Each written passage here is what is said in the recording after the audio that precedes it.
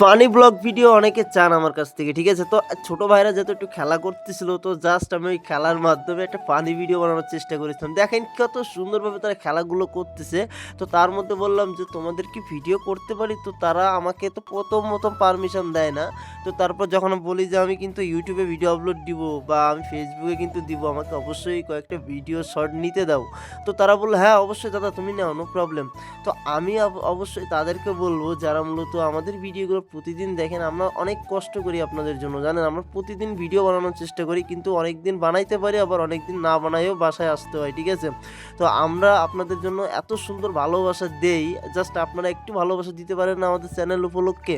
তো আমি আপনাদের সবাইকে একটা কথা বলতে চাই, শুধু এই ধরনের ভিডিও না, আপনারা প্রচুর ভিডিও পাবেন।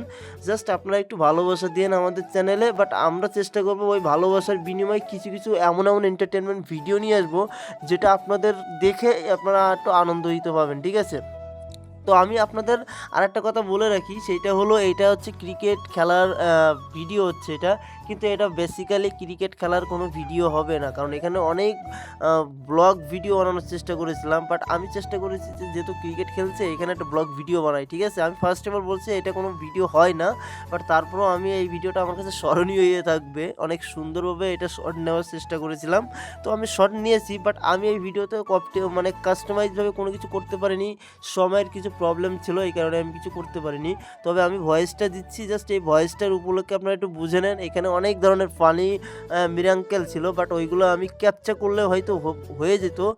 কিন্তু আমার কাছে সময় কম থাকার কারণে আমি এগুলো করতে পারিনি। অ্যান্ড আপনাদের একটু ভালোবাসা দেওয়ার জন্য এই ভিডিওটা বানিয়েছিলাম। অনেক সুন্দরভাবে করার চেষ্টা করেছিলাম। কিন্তু কোনো একটা প্রবলেমের কারণে আমি এই ভিডিওটাতে ভালোভাবে ভয়েস দিতে পারলাম না বা ইফেক্ট তৈরি করতে পারিনি। তো ভিডিওটা কেমন হলো অবশ্যই জানাবেন। ধন্যবাদ।